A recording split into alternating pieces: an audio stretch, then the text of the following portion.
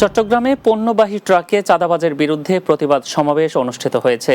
শুক্রবার নগরের চাকতাইয়ের চালপট্টি মোড়ে চাকতাই শিল্প ও ব্যবসায়ী সমিতি সহ ৮টি সংগঠনের উদ্যোগে এ সমাবেশ অনুষ্ঠিত হয়।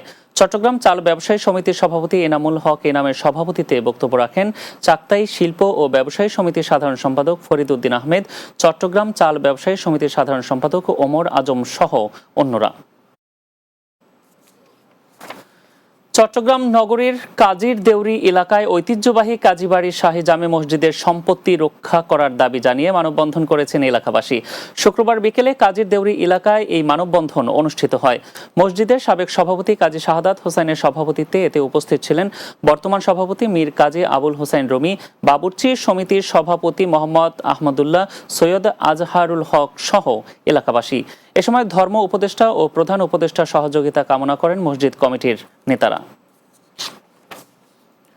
বন্যার্তদের সহযোগিতায় এগিয়ে এসেছে চট্টগ্রামের অন্যতম শীর্ষ শিল্প গোষ্ঠী এশিয়ান গ্রুপ।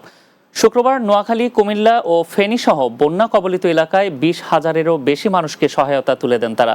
গ্রুপটির নির্বাহী পরিচালক খন্দকার বিলায়েত হোসেন ও পরিচালক ওয়াসিফ আহমেদ সালামের তত্ত্বাবধানেই এসব ত্রাণ বিতরণ করা হয়। এছাড়াও গ্রুপটির পক্ষ থেকে অন্তর্বর্তীকালীন সরকারের প্রধান উপদেষ্টার ত্রাণ ও কল্যাণ তহবিলেও নগদ সহায়তা দেওয়া হয়েছে।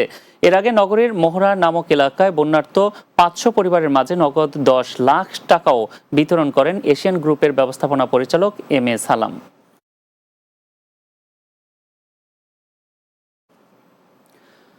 চট্টগ্রাম